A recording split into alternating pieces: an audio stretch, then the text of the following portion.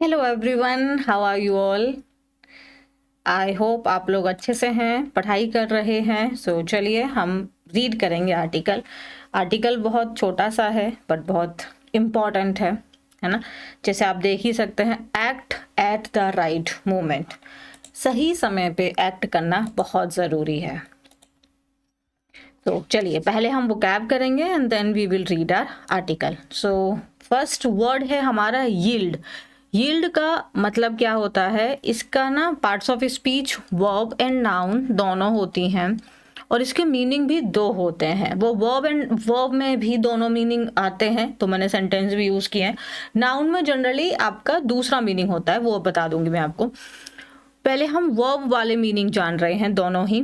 पहले आपको क्या दिखाई दे रहा है, टू प्रोड्यूस, प्रोवाइड और जनरेट समथिंग। सिंपल सी मतलब हो गई। यील्ड करने का मतलब यहाँ पे है प्रोड्यूस करना। जैसे खेती होती है ना, खेती आपका, जैसे आप देखो यहाँ पे है, this farm yields fresh vegetables every season. तो यहाँ पे ये जो खेती है, ये जो फार्म है, ये प्रोड्यूस करता है ना। जैसे कहते हैं कि इस बार धान की खेती कम हुई है, तो वो यील्ड वाला हो गया, वो प्रोड्यूस हो गया। इस यील्ड का मतलब क्या है, प्रोड्यूस है, जनरेट है, ठीक है, जनरेट है, गिव है, प्रोवाइड करना, प्रोड्यूस करना। तो यील्ड का मतलब समझ में आ गया, वर्ब के रूप में ही है और यहाँ मीनिंग क्या है, प्रोड्यूस करने से, ठीक है, उपज होना। ओके, ये मीनिंग क्लियर है, वर्ब ही है, मीनिंग क्या है यहाँ से, उपज, पैदावार। डन है। नेक्स्ट बिल्कुल डिफरेंट मीनिंग है इसका। दूसरा मीनिंग होता है give way under, to give up.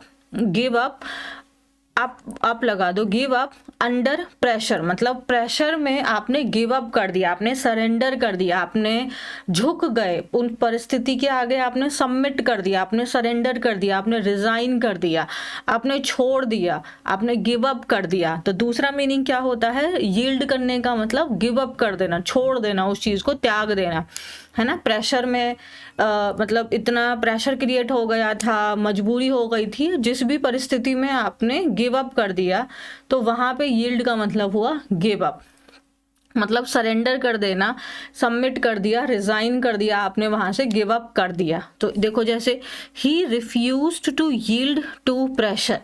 He refuse to yield मतलब उसने गिव अप करने से, कि कितना भी प्रेशर आ जाए मैं गिव अप नहीं करूंगा। तो यहाँ पे क्या है, गिव अप का मीनिंग है, सरेंडर का मीनिंग है। तो यील्ड के दो मीनिंग हुए। एक मीनिंग होता है पैदावार होना, उपज होना, और दूसरा मीनिंग है आपका गिव अप कर देना, सरेंडर कर देना, ठीक है, छोड़ देना। आप बहुत मेहनत कर रहे थे लेकिन जैसे हम सोचते हैं वैसा नहीं होता है, और जितना आपने सोचा था कि मैं इतना टाइम दूंगा, उतने टाइम में मेरा रिजल्ट आ जाएगा, बट ऐसा नहीं हुआ। फिर बाद में आपने छोड़ दिया कि अब नहीं हो रहा, तो अब छोड़ ही देते हैं। तो आप परिस्थिति के आगे आपने यील्ड कर दिया, मीन्स आपने सरेंडर कर दिया, आपने गिव अप कर दिया। डन है। अब ये दोनों वर्ब के रूप में हमने इसके मीनिंग समझे थे, और आप, आई होप कि आप डिफ्रेंशिएट कर पाएंगे कि कहाँ पे यील्ड का मतलब पैदावार से है और कहाँ पे यील्ड का मतलब छोड़ देने से है, समर्पण कर देने से है, त्याग देने से है। ओके, अब एक ये हो गया आप।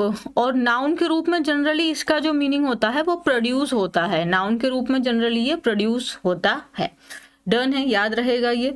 ओके जी, नेक्स्ट वर्ड है हमारा ऑफ्ट रिपीटेड। ये सिंपल है, आई थिंक आप नहीं कंफ्यूज करेंगे, बट मैंने कहा चलो आया है तो बता देते हैं। ऑफ्ट रिपीटेड को आप ऐसे सोचो, ऑफन रिपीटेड। आप ऐसे देखोगे तो बस समझ में आ गया। ऑफन रिपीट मतलब कोई चीज जो बार बार रिपीट की जा रही है। So something that is said और डन मैनी टाइम्स। तो कोई भी चीज जो बार बार हम कहते हैं या करते हैं, उसे फ्रीक्वेंटली हम उस चीज को रिपीट करते हैं। So this is an oft repeated mistake among beginners. तो ये जो है ना, ये ऑफ्ट रिपीटेड मिस्टेक है अमंग बिगिनर्स, मतलब बिगिनर्स इस मिस्टेक्स को अक्सर करते हैं, बार बार करते हैं। The teacher gave the oft repeated advice to stay focus. तो टीचर जो हैं वो मतलब अक्सर एडवाइस देते हैं ना कि हमें फोकस्ड रहना है। बहुत सिंपल है, आई होप आप इसमें क्या ही कंफ्यूज करेंगे। नेक्स्ट वर्ड है हमारा अकम्प्लिश। अकम्प्लिश का मतलब होता है उस चीज़ को सक्सेसफुली अचीव करना, उस काम को कंप्लीट करना।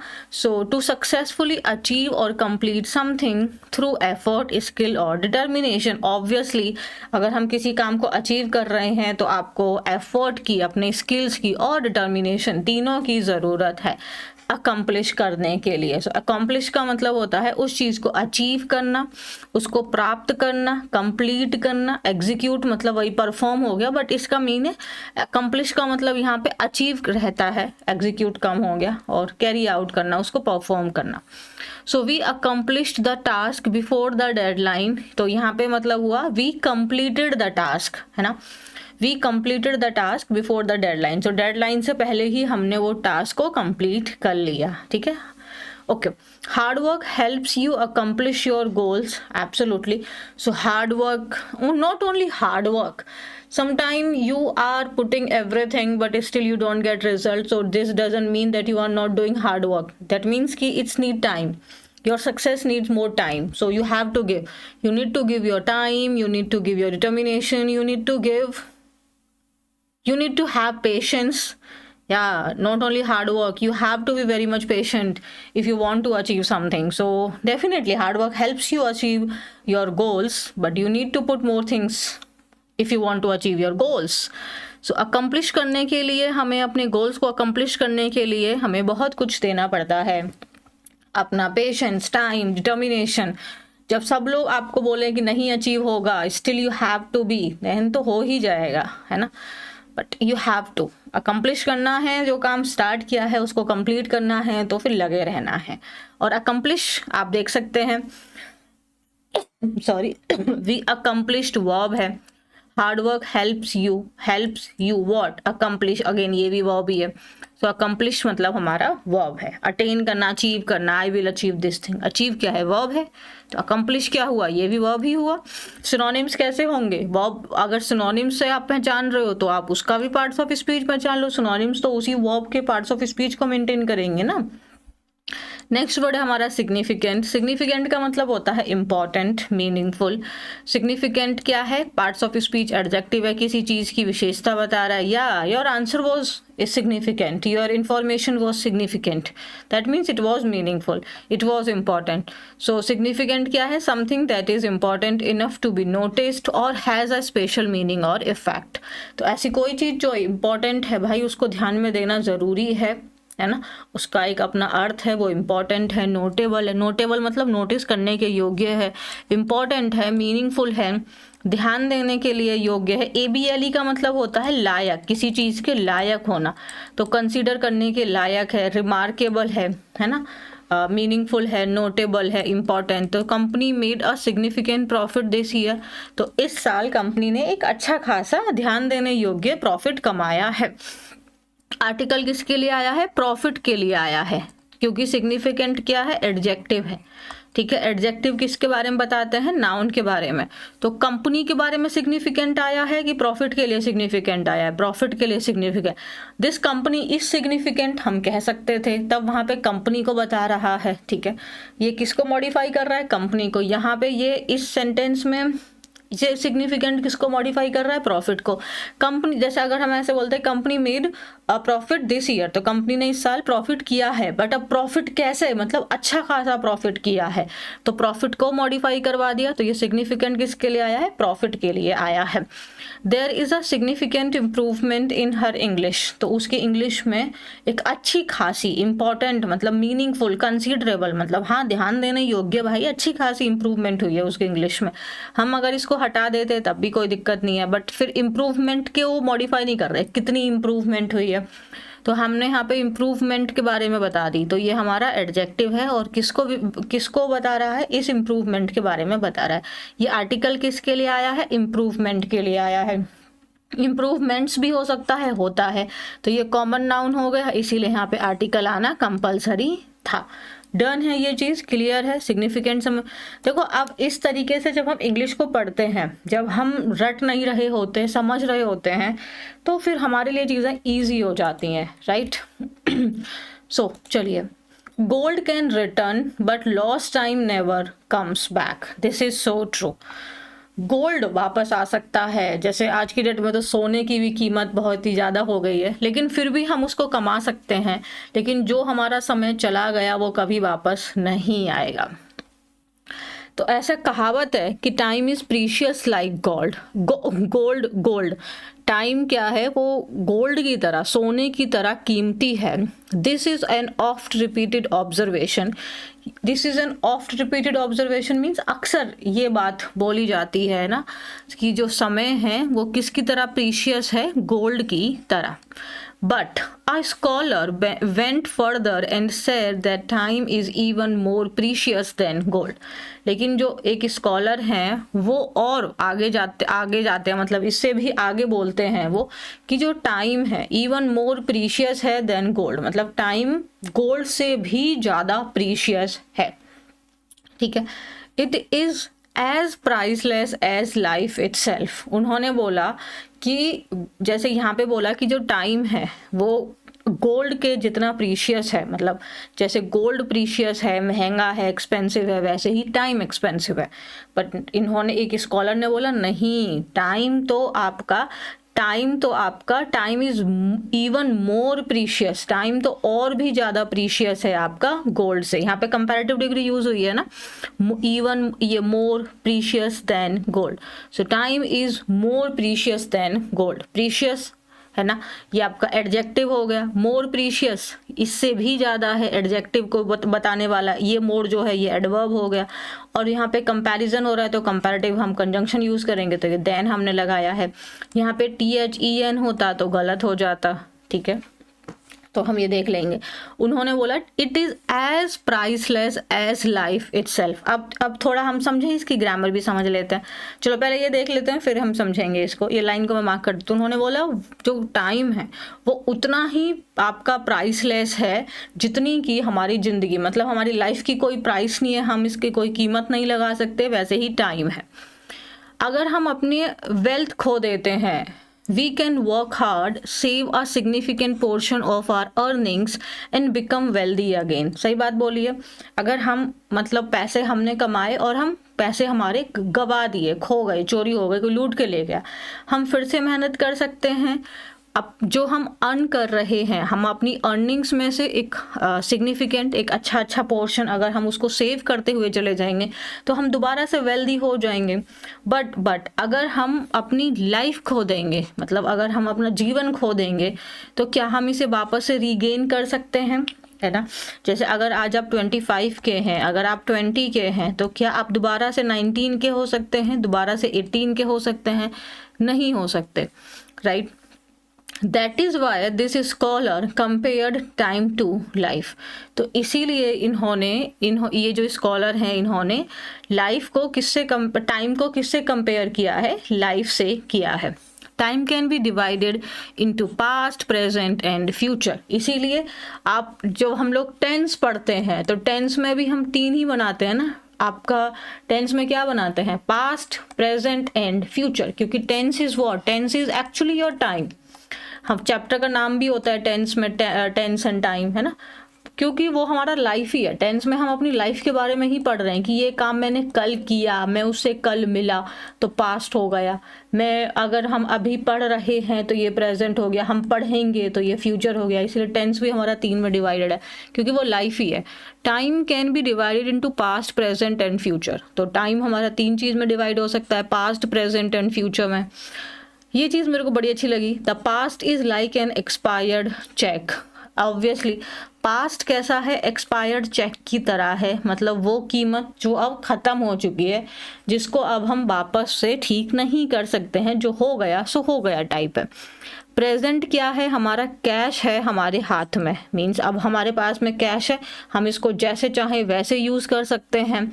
And future should be our focus for our efforts can lead to a successful future, है ना।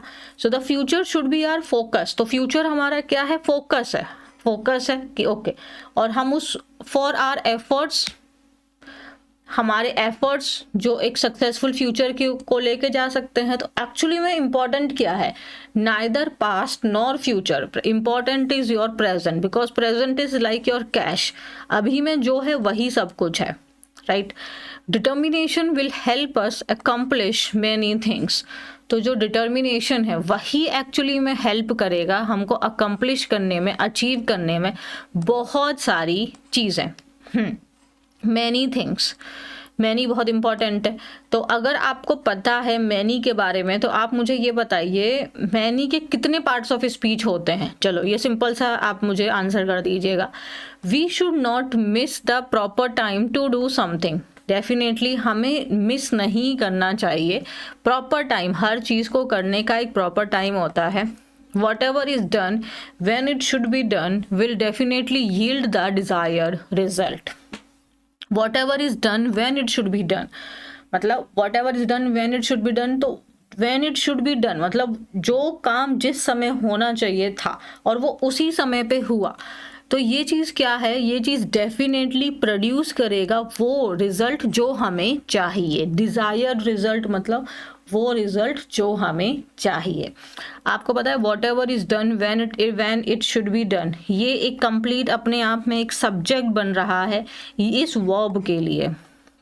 वैसे देखा जाए तो यहाँ पे ये वॉट एवर का ये सब्जेक्ट हुआ, ये इज़ वाला ये सब्जेक्ट हुआ, फिर इट का है इट शुड बी डन ये हुआ, बट ये कंप्लीट बन रहा है। इसकी देखो आप सोचो ना, will definitely yield the desired result, definitely produce करेगा हमको वो रिजल्ट जो हमें चाहिए। क्या?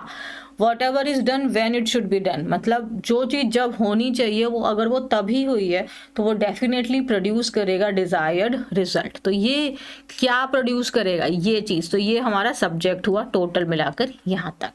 ओके फिर मैंने आपको क्या बोला था, इस वाली लाइन के लिए हमने बोला था it is as priceless as life itself.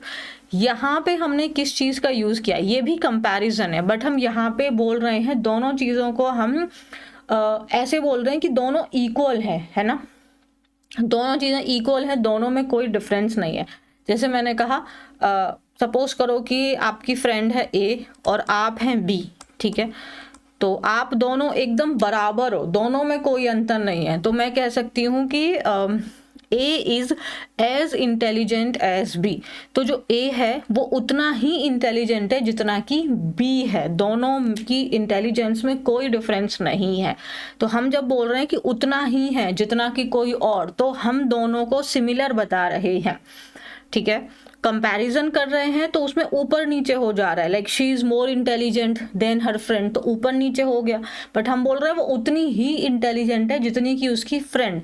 जब हम इस तरीके की बातें बोलते हैं तो वहाँ पे हम क्या लगाएंगे, जो हम या तो हम एज, फिर यहाँ पे हम पॉजिटिव डिग्री ऑफ एडजेक्टिव, देखो जैसे कि ये एज लगाया, फिर यहाँ पे ये प्राइसलेस जो है ये एडजेक्टिव है, positive degree of adjective, and then फिर हमने यहाँ पे एज लगा दिया, ठीक है।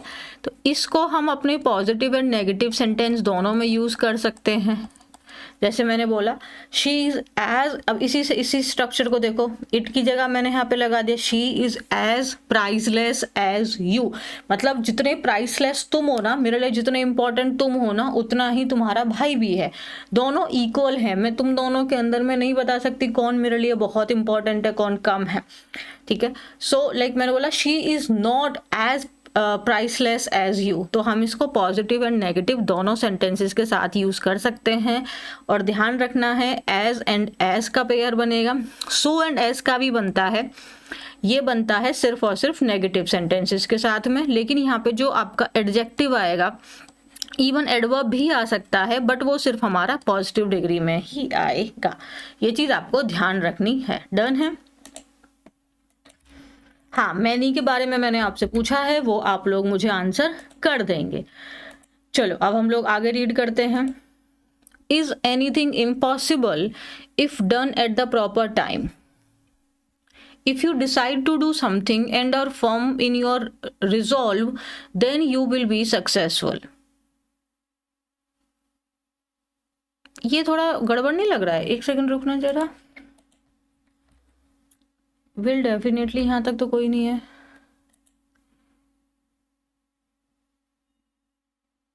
अच्छा, ये क्वेश्चन पूछा है तो यहाँ पे फिर ये होना चाहिए था। डन, अब हो जाएगा। इज एनीथिंग इम्पॉसिबल, क्या कुछ चीज़ इम्पॉसिबल है अगर हमने उसको प्रॉपर टाइम पे किया तो? ये क्वेश्चन पूछ रहे हैं। क्या कुछ भी करना इम्पॉसिबल है, मतलब क्या कुछ भी इम्पॉसिबल है अगर हम उसको प्रॉपर टाइम पे कर रहे हैं तो if done at the proper time, ठीक है। If you decide to do something and are firm in your resolve then you will be successful। तो आंसर मिला है is anything impossible, क्या कुछ भी चीज इम्पॉसिबल है अगर हम उसे प्रॉपर टाइम पे कर रहे हैं। If you decide to do something, अगर आपने डिसाइड किया कि आपको कुछ करना है, एंड यू आर फर्म, यहाँ पे जो ये आर आया है ना, इसका सब्जेक्ट कौन है, यू है, क्योंकि कॉमन ले लिया है तो कोई प्रॉब्लम नहीं है। यदि आपने डिसाइड किया आपको कुछ करना है और आप फर्म हैं, फर्म का मतलब है आप अपने में एकदम डिटरमाइंड हैं। फर्म होना मतलब आप एकदम निर्धारित हैं, आप फर्म हैं, आप कंसिस्टेंट हैं अपने काम को लेके, है ना, वेव नहीं करेंगे, वेवर नहीं है, आप फिक्स्ड हैं अपने रिजॉल्व में, अपने डिटर्मिनेशन में, तो डेफिनेटली आप सक्सेसफुल होंगे। Then you will be successful, ये देन मतलब तो फिर आप सक्सेसफुल होंगे, वो कंपैरिजन नहीं हो रहा है, कंपैरिजन के लिए THAN लगाते हैं, ठीक है। यू विल बी सक्सेसफुल, अब ये स्ट्रक्चर को देखें हम, विल बी। अब देखो सक्सेसफुल क्या है, सक्सेसफुल है आपका एडजेक्टिव, सक्सेसफुल क्या है, एडजेक्टिव है। सक्सेस क्या है, ये आपका नाउन है, ठीक है। सक्सीड क्या है, ये वर्ब है। सक्सेसफुल एडजेक्टिव है। विल क्या है, विल आप जानते हैं मॉडल वर्ब है, मॉडल वर्ब में ये सिर्फ और सिर्फ हेल्पिंग वर्ब बन सकती है, तो इसके बाद एक मीन वर्ब आना कंपलसरी था, है ना। बट अब यहाँ पे कोई एक्शन वर्ब तो आ नहीं सकती, तो फिर हम यहाँ पे क्या लगाएंगे, वर्ब का बेस फॉर्म बी लगाएंगे, क्योंकि होना, बी मतलब होना हुआ, कोई और वर्ब है नहीं, एक्शन वर्ब हम लगाएंगे नहीं, इसीलिए यहाँ पे बी का होना कंपलसरी था। I am giving you the second homework and this is make at least 2 sentences जहाँ पे आपको बी लगाना कंपलसरी है, आप बी को स्किप नहीं कर सकते हैं, ठीक है। सो अब ये हमारे समझ में आ गया। इज एनीथिंग इम्पॉसिबल, क्या कुछ भी इम्पॉसिबल है, तो if done at the proper time, अगर हम उस चीज़ को प्रॉपर टाइम पे कर रहे हैं तो but if you decide to do something and you are firm in your resolve then you will be successful, तो आप सक्सेसफुल होंगे ही होंगे। अब जैसे ये एनीथिंग है ना, वैसे ही एनीथिंग, एवरीथिंग, नथिंग, इन सब के साथ में हमारा जो वर्ब आती है वो वर्ब कैसी होती है, सिंगुलर वर्ब होती है। डन है, whatever we set about doing must be done with careful planning, ये चीज़ तो मैं हमेशा मानती हूँ। Whatever we set about doing, हम जो भी चीज़ करना चाहते हैं, वी मस्ट बी डन, ये चीज़ कैसे होनी चाहिए, केयरफुल प्लानिंग के साथ होनी चाहिए। Planning helps us save time because it makes it possible for us to be organized. Planning helps us save time. Planning जो है वो हमारी मदद करती है क्या करने में, हमारे समय को बचाने में। क्यों it makes it possible for us to be organised, क्योंकि अब उसने हमारे काम को ऑर्गेनाइज कर दिया। एक बार काम हमारा ऑर्गेनाइज्ड हो गया तो अब हमें बस उस काम को एग्जीक्यूट करना है, उस काम को कैरी आउट करना है, उसको सिर्फ परफॉर्म करना है, कुछ सोचना नहीं है। So planning helps us save time, planning हमारी मदद करती है टाइम को सेव करने में। अस का पार्ट्स ऑफ स्पीच क्या है, ठीक है, तो ये मुझे बता देना, और प्लानिंग जो है, प्लानिंग का पार्ट्स ऑफ स्पीच क्या है ये बता देना, ठीक है। Okay, we must think before we act, very very important, we must think before we act। तो एक्ट करने से पहले हमें सोचना बहुत बहुत आवश्यक है। मस्ट और शुड में यही डिफरेंस है। मस्ट जो है ये कंपल्शन करता है कि ये काम करना आपके लिए कंपल्सरी है। शुड जो है कि आपको सजेस्ट कर रहा है, अप टू यू, आप चाहें तो करिए नहीं तो नहीं, बट मस्ट एक कंपल्शन बता रहा है। We must think before we act, तो हमें एक्ट करने से पहले मस्ट थिंक करना चाहिए, मतलब डेफिनेटली हमें सोचना चाहिए। It is foolish to be hasty in our actions and then ponder over them later on. It is foolish to be hasty means हम अपने actions में अगर बहुत जल्दबाजी मचा रहे हैं तो ये चीज़ क्या है, ये foolishness है। और फिर उसके बाद में ponder over, ponder करना मतलब विचार करना, think करना, है ना, meditate करना। अब आपने पहले मतलब you didn't think before acting and now you are pondering, you are thinking about your actions, so this is foolishness। It is not wrong to have great aspirations, aspirations means desire, तो कोई गलत चीज़ नहीं है कि अगर आपकी बहुत अच्छी ऊंची ऊंची इच्छाएं हैं, बहुत बड़ी बड़ी इच्छाएं हैं, है ना, ग्रेट एस्पिरेशंस हैं, डिज़ायर्स हैं। You can even Aspire, aspiration आपका नाउन फॉर्म हुआ एंड वर्ब इज़ योर आपका Aspire. You can even aspire to rule the world and achieve this goal too if you act at the right time and in the right manner। तो कितनी अच्छी चीज़ बोली है। It is not wrong to have great aspirations। कोई भी बात गलत नहीं है। अगर आपके बहुत बड़ी बड़ी इच्छाएं हैं, बड़े बड़े आपके प्लानिंग है, तो उसमें कुछ भी गलत नहीं है। यू कैन इवन एस्पायर, आप टू रूल द वर्ल्ड, आप पूरे संसार को रूल करने के बारे में भी अपनी इच्छा रख सकते हैं, आप डिज़ायर हो सकती है आपकी, है ना। And achieve this goal too, और आप इस गोल को अचीव भी कर सकते हैं यदि, इफ मतलब यदि अगर आप सही समय पे और सही तरीके से उस काम को एक्ट करेंगे तो आप उस चीज़ को भी अचीव कर सकते हैं।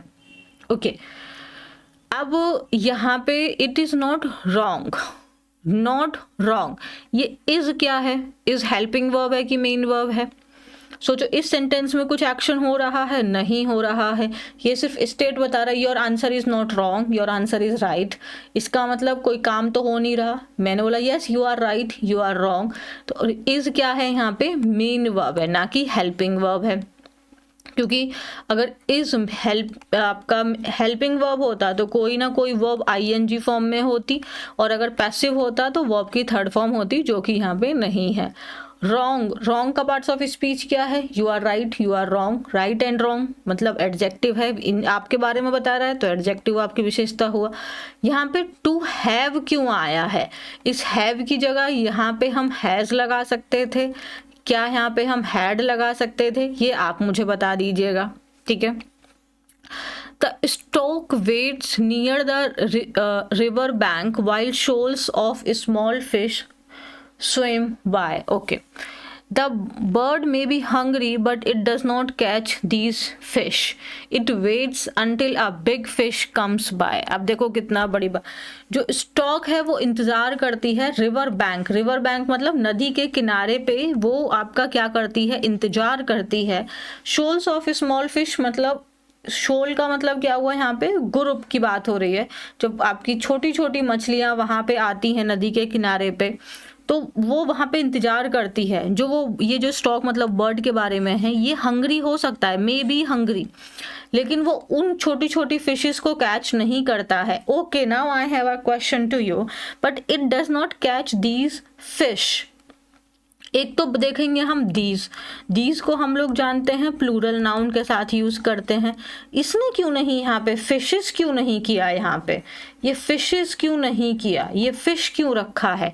बट मैं बोलूँ like my these are my shoes, नहीं ऐसे नहीं, these shoes are mine, these pens are mine, तो यहाँ पे तो हम पेन्स ही लगाएंगे, बुक्स लगाएंगे, नोटबुक्स लगाएंगे, यहाँ तो हम दीज के साथ में सिंगुलर नाउन नहीं लगा सकते, तो ये फिश कैसे आ गया, ये आप मुझे बताइएगा। वो वेट करती है जब तक एक बड़ी मछली वहां पे नहीं आ जाती है। We should be like that word, हमें भी उसी वर्ड की तरह होना चाहिए। Waiting patiently for the right movement and then act to reap the maximum benefit. We should be like the fish मतलब not fish, the bird, the stork. हमें patiently wait करना चाहिए अपने राइट मूवमेंट का, और फिर हमें एक्ट करना चाहिए। But please hold a movement. ऐसा नहीं है कि राइट मूवमेंट आपको कोई चल के आएगा और बोलेगा हे देखो मैं सही मूवमेंट हूँ, अब आप एक्ट कर सकते हैं। It is not like this. Right movement का मतलब है you are working, you have a plan, you have a goal to achieve and then you made your plan कि आप इसे कैसे एग्जीक्यूट करने वाले हैं, और आप परफॉर्म कर रहे हैं। आप एक बार फेल हो जा रहे हैं, आप 2 बार फेल हो जा रहे हैं, आप मल्टीपल टाइम फेल हो जा रहे हैं, तो गिव अप नहीं करना है। And then definitely you will reap, means you will get the maximum benefit. तो आई थिंक ये बहुत ईजी था, बहुत सिंपल था, समझने में कोई दिक्कत नहीं आएगी। बट स्टिल हम इतने को ही पढ़ के हम बहुत सारी इंग्लिश हम सीख सकते हैं। सो मुझे लगा it is very very easy plus helpful also, so why not? So this is done. Thank you very much. अगर चैनल सब्सक्राइब नहीं किया है तो चैनल को सब्सक्राइब कर लेना है, वीडियो को लाइक करना है और टेलीग्राम ज्वाइन कर लेना है ताकि ये PDF आपको मिल जाए। Bye everyone.